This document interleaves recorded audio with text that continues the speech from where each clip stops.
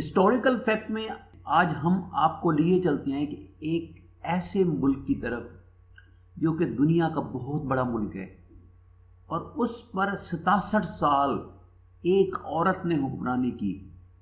کیا آپ جانتے ہیں کہ وہ عورت کون تھی؟ اس عورت نے رشیا کو مضبوط کیا، دوسرے ممالک کے ساتھ تعلقات بہتر بنانے کی کوشش کی۔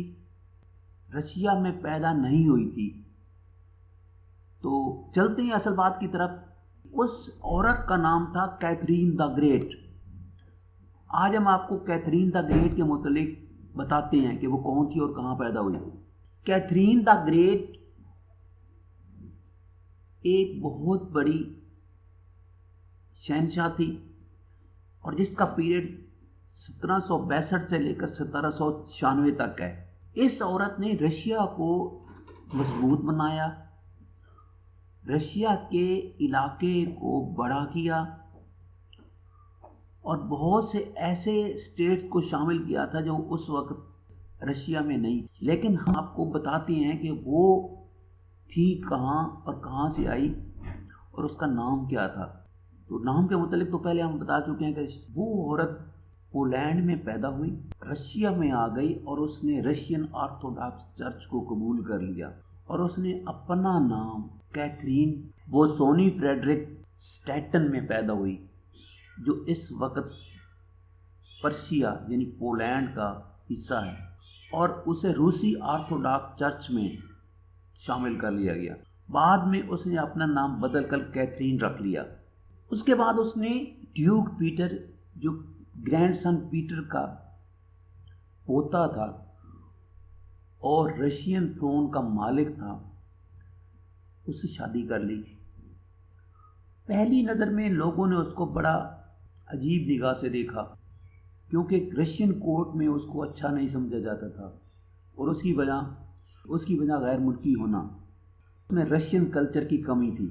لیکن وہ کورٹ کے ساتھ اس نے اتنے اچھے تعلقات بنا لیے کہ کورٹ والوں نے اس کا غیر ملکی ہونا اور شک کرنا چھوڑ دیا۔ وقت گزرتا گیا اور ان کے لیے غیر ملکی ہونا کوئی ایسی بات نہیں رہی، اور وہ مختلف جگہوں پہ بہت زیادہ دیکھی گئی، اور اس نے اپنے ہسبینڈ سے زیادہ پاپولیرٹی حاصل کر لی۔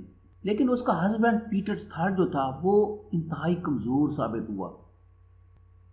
اس کے خیالات عامکانہ تھے، پوسٹ کے لیے اہل بھی نہیں تھا، اور اس کے ہسبینڈ اور اس کے درمیان کوئی اتنی محبت بھی نہیں تھی۔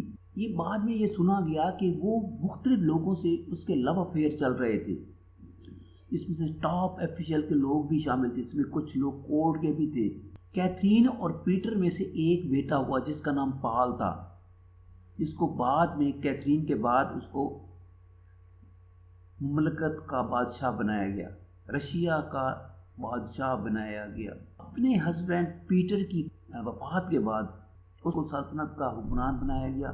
پیٹر کو قتل کر دیا گیا، لیکن اس کی وجوہات نہیں معلوم ہو سکی۔ کچھ لوگ یہ کہتے ہیں کہ کیتھرین کا اس میں ہاتھ تھا۔ جب اس نے مملکت کو حاصل کر لیا تو اس کے بعد وہ انتہائی ایک ہوشیار اور طاقتور حکمران ثابت ہوئی۔ ایسا اس نے اپنے انفلوئنس کو بڑھانا شروع کر دیا، رشیا کے بارڈر کو بڑھایا۔ اس کی ایک سب سے بڑی بات جو میں آپ کو بتانا چاہتا ہوں کہ اس نے اپنے جتنے بھی لوگ تھے ان سب کو اسمال پاکس کے ٹیکے لگوائے، جو کہ ابھی اسٹارٹ ہوئے تھے۔ میڈیکل انویشن کی ایک بہت بڑی بات تھی جس پہ رشیا والوں نے عمل کیا، اور کچھ ہی دنوں تک رشیا اسمال پاکس سے آزاد ہو گیا۔ کیتھرین آرٹس کی بڑی دل دیدہ تھی۔ کیتھرین نے آرٹس کو بہت زیادہ پسند کیا اور اس کی رہنمائی بھی کی، اور اس کی پیٹرن بھی وہ تھی۔ وہ آرٹس کی کتابوں کو اکٹھا کرتی اور اپنے ان دوستوں کو بھی اکٹھا کرتی جو آرٹس کے شوقین تھے۔ اس میں سب سے بڑا جو تھا وہ ہے فرینچ رائٹر والٹائر اور ڈینس ڈائیڈر۔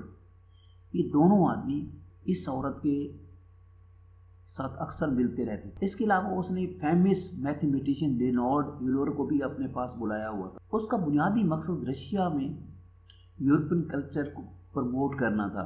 کیتھرین پاپولر ناول پڑھتی رہتی تھی جس میں بنیادی طور پر اکنامک ٹریٹیز اور معاشی فلسفہ کسے کہتے ہیں، لیکن اس کا ڈیموکریسی کے متعلق خیالات اچھے نہیں تھے۔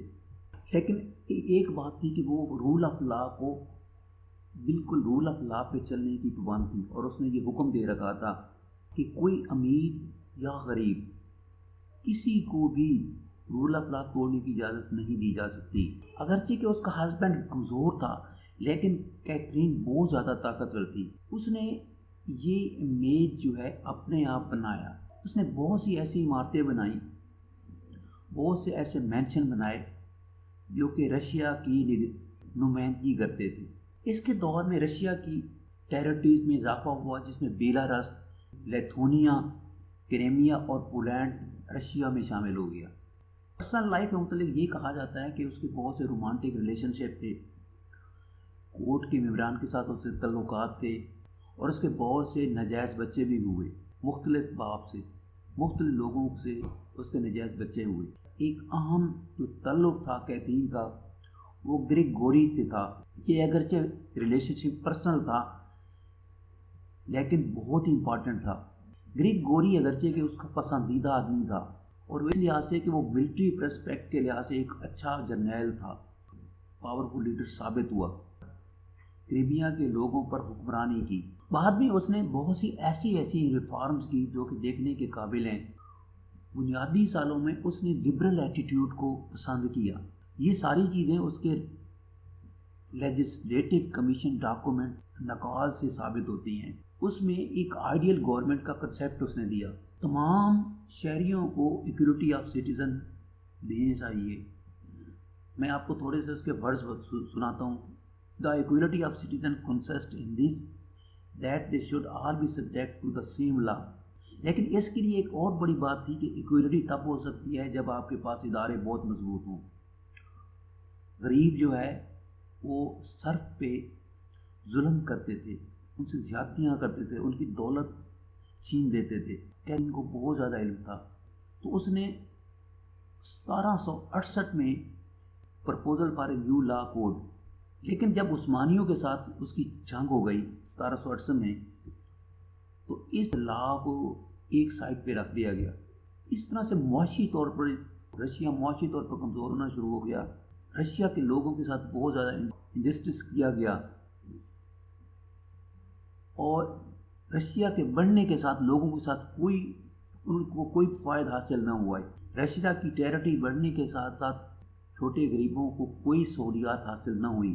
اس کے علاوہ ایک اور بڑا مسئلہ تھا کہ وہاں پر ہارویسٹ اور پلیگ جو ایپیڈیمک تھا یہ بہت زیادہ پھیل گیا، جس کی وجہ سے کافی لوگ مر گئے، اور اکنامک کنڈیشن بہت زیادہ خراب ہو گئی، اور اس کی وجہ سے ایک بغاوت ابھری۔ یہ بغاوت 1774 سے لے کر 1775 تک رہی۔ ایک بہت زبردست قسم کی بغاوت تھی جس سے یہ لوگ آزاد ہونا چاہتے تھے۔ ان نوبلٹی کی وجہ سے کیتھرین نے اس بغاوت پر قابو پا لیا۔ کیتھرین بنیادی طور پر پروٹیسٹنٹ بیک گراؤنڈ تھا۔ رشیا میں آتے ہوئے left go out of her old religion, اس نے پرانا مذہب کو ترک کر دیا اور رشین آرتھوڈاکس میں وہ شامل ہو گئی۔ لیکن اس وقت رشین آرتھوڈاکس بالکل ڈکلائن کا شکار تھا۔ اس کے علاوہ کیتھرین نے بہت سے ایسے مونسٹریز کو کم کر دیا، چرچ کی انکم بھی کم ہو گئی، ریلیجیس ایجوکیشن کو ریموو کر دیا، اسکولوں سے ختم کر دیا گیا، لہٰذا اس لحاظ سے چرچ اور ریلیجن جو ہے وہ علیحدہ علیحدہ ہو گئے۔ اس نے منع کر دیا کہ جتنی بھی ماسک بنی ہوئی تھی ان کو ختم نہ کیا جائے۔ اس کی وجہ بنیادی یہ تھی جو نئی ریاستیں شامل ہوئی تھیں ان میں زیادہ تر اسلام تھا، کیونکہ وہ آٹومن امپائر کے ساتھ رہیں، ان پہ لوگوں کو نماز پڑھنے کی بھی اجازت دی گئی، اور اس کے علاوہ ماسک کی بھی اجازت دی گئی۔ اس کی پالیسی مسلمانوں کے ساتھ انتہائی نرمی والی تھی۔ کریمیا اور کیکس میں بہت زیادہ مسلمان لوگ رہتے تھے، اور اس نے آرتھوڈاکس چرچ کو بھی اہمیت دی۔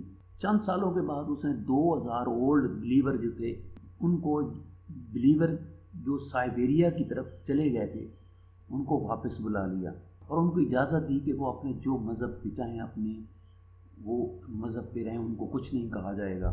کیتھرین کی موت کب اور کیسے ہوئی؟ کچھ لوگ یہ کہتے ہیں کہ کیتھرین کی موت باتھ روم میں ہوئی اور وہ دوسرے دن فوت ہو گئی۔